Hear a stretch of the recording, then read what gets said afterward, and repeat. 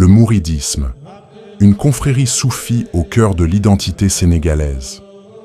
Au cœur de l'identité sénégalaise se trouve une confrérie musulmane, dont l'influence dépasse largement le cadre religieux pour s'étendre aux sphères économiques, sociales et politiques du pays. Le mouridisme.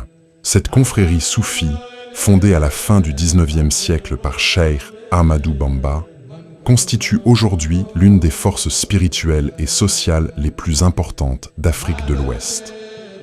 Lorsque l'on parcourt les rues des villes sénégalaises, l'image de Cheikh Ahmadou Bamba, reconnaissable à son boubou blanc et son turban partiellement rabattu sur le visage, orne de nombreux murs, véhicules et boutiques. Cette omniprésence visuelle témoigne de l'importance capitale que revêt cette figure spirituelle pour des millions de Sénégalais et de l'empreinte profonde que le mouridisme a laissée sur la société.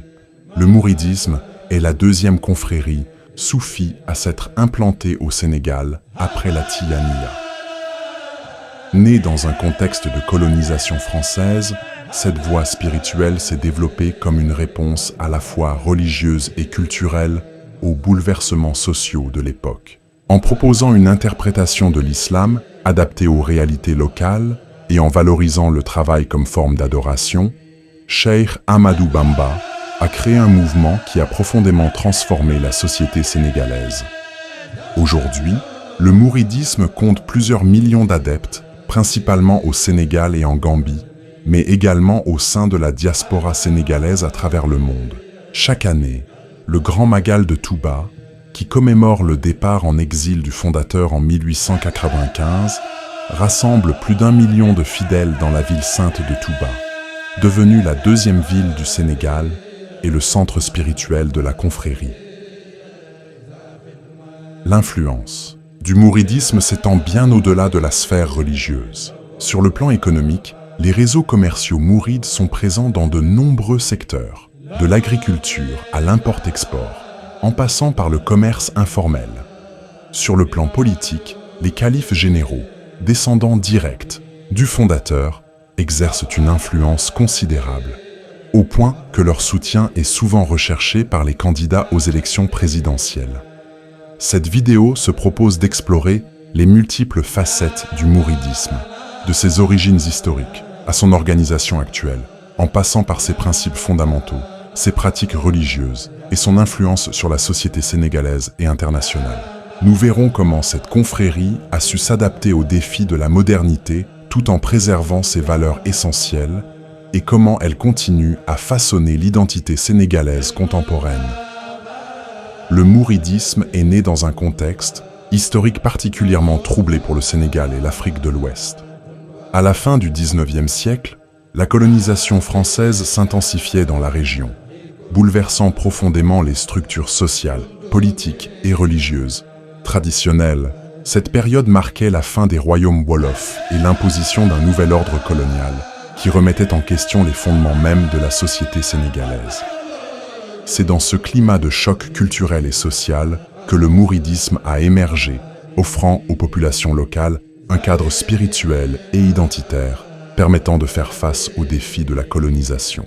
Contrairement à d'autres mouvements de résistance qui ont choisi la confrontation directe avec le pouvoir colonial, le mouridisme a développé une forme de résistance pacifique, centrée sur la préservation des valeurs islamiques et des traditions locales. En 1883, pendant le mois sacré du Ramadan, Cheikh Ahmadou Bamba réunit les enseignants et les élèves de l'école coranique de Patar et leur annonça sa mission spirituelle. Le prophète m'est apparu pour me signifier que dorénavant, je devais éduquer les âmes par la volonté spirituelle et non point me limiter à l'enseignement pédagogique. Cette déclaration marque symboliquement la naissance du mouvement mouride, dont les disciples seront désignés comme ceux qui aspirent à Allah. Cheikh Ahmadou Bamba Mbacké, également connu sous les noms de Khadimou Rassoul, le serviteur du prophète, ou Serigne Touba, le maître de Touba, est né vers 1853 à Mbacké, dans le centre du Sénégal. Issu d'une famille de lettrés musulmans, il reçut une éducation islamique approfondie auprès de son père, Momar Anta Salim Mbaké, lui-même un érudit respecté, et d'autres maîtres soufis de la région. Dès son jeune âge, Ahmadou Bamba se distingua par sa piété exceptionnelle, sa dévotion et son érudition. Il maîtrisait parfaitement le Coran, les hadiths, paroles et actes du prophète, et les sciences islamiques. Théologien acharite, juriste, faqih de l'école malékite, il développa progressivement sa propre voie soufie, influencé par la confrérie Qadiriya, à laquelle appartenait le maître de son père, mais aussi par la Tijaniya et l'œuvre d'Al-Ghazali. Dans un contexte où la colonisation avait provoqué un choc social et culturel important, Ahmadou Bamba fut peu à peu reconnu par ses pairs comme l'héritier spirituel du prophète, Kotébé ou pôle de sainteté, envoyé par Dieu pour revivifier l'islam. Sa réputation de sainteté et son charisme attirèrent de nombreux disciples, inquiétant l'administration coloniale française qui voyait d'un mauvais œil l'émergence d'un leader religieux aussi influent. L'ascension rapide de Cheikh Ahmadou Bamba et l'affluence croissante de disciples autour de lui suscitèrent la méfiance des autorités coloniales françaises. Des intermédiaires locaux rapportaient régulièrement aux colons que le fondateur du mouvement appelait à la désobéissance, à la haine et même au djihad contre l'autorité coloniale, bien que ces accusations fussent infondées. En 1895, Cheikh Ahmadou Bamba fut arrêté par les autorités coloniales et déporté au Gabon, où il resta en exil pendant 7 ans. Cet exil, loin d'affaiblir le mouvement, contribua à renforcer son aura mystique. Selon la tradition mouride, Ahmadou Bamba aurait accompli plusieurs miracles durant cette période, notamment celui d'avoir pu prier sur les eaux de l'océan lorsque les gardes du navire qui l'emmenait en exil lui refusèrent l'accès au pont pour accomplir ses prières. De retour au Sénégal en 1902, il fut à nouveau assigné à résidence dans diverses localités du pays, puis exilé en Mauritanie de 1903 à 1907. Ces épreuves, loin de briser sa détermination, renforcèrent sa foi et sa réputation. À son retour de Mauritanie, il fut placé en résidence surveillée à Diourbel jusqu'à sa mort en 1927. Aujourd'hui, le Grand Magal de Touba, qui rassemble chaque année plus d'1 million de fidèles, commémore précisément le départ en exil de Cheikh Ahmadou Bamba en 1895, transformant cette épreuve en célébration de la résilience et de la foi. Après la disparition de Cheikh Ahmadou Bamba en 1927, la confrérie mouride continua à se développer sous la direction de ses fils qui lui succédèrent comme calife.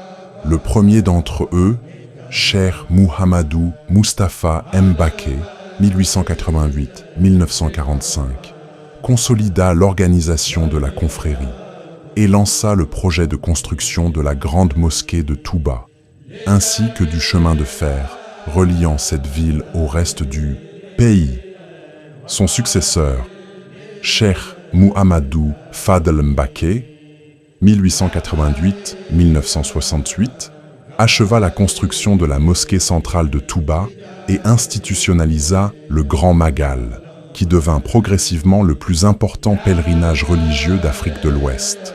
Sous son califat, la confrérie renforça également ses liens avec le pouvoir politique, notamment en soutenant Léopold Sédar Senghor, premier président du Sénégal indépendant, bien que celui-ci fût de confession chrétienne.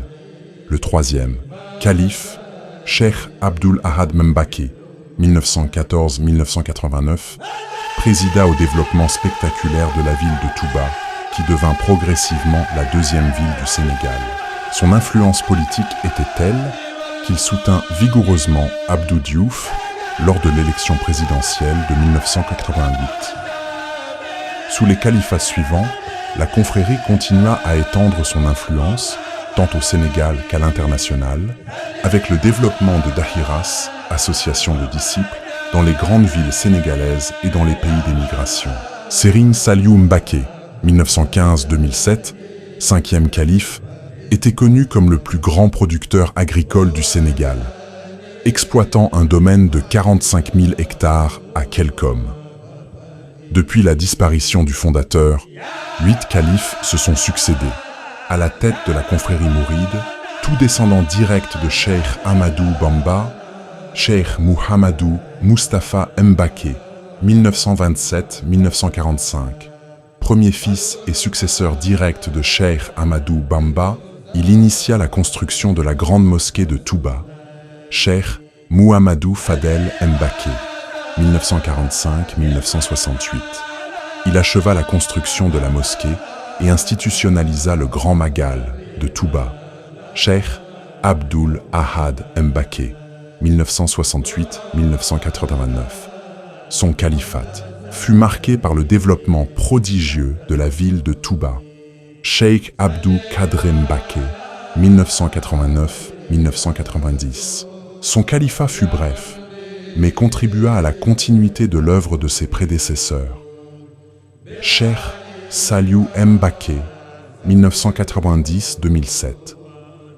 Dernier fils vivant de Cheikh Ahmadou Bamba, a accédé au califat. Il était connu pour ses vastes exploitations agricoles et ses projets de développement. Cheikh Mouhamadoul Amin Bara Falilou Mbaké, 2007-2010. Premier petit-fils du fondateur à devenir calife, son règne fut également de courte durée. Cheikh Sidi Mokhtar Mbaké, 2010-2018. Il poursuivit l'œuvre de ses prédécesseurs en renforçant l'influence de la confrérie. Serigne Muntaka Mbaké, depuis 2018. Calife actuel, il continue à guider la communauté mouride. waaye bu xel dem ci dara lu nekk ci alxuraan rek jeexal ci suñu lépp yëg xamuñu dégguñu koy wax xamuñu koy pexe noonu yàlla rek la ñu xam yàlla rek la ñu wut a xam ci yàlla rek la ñu wut a nekk kon loolu rek la mooy wax bi.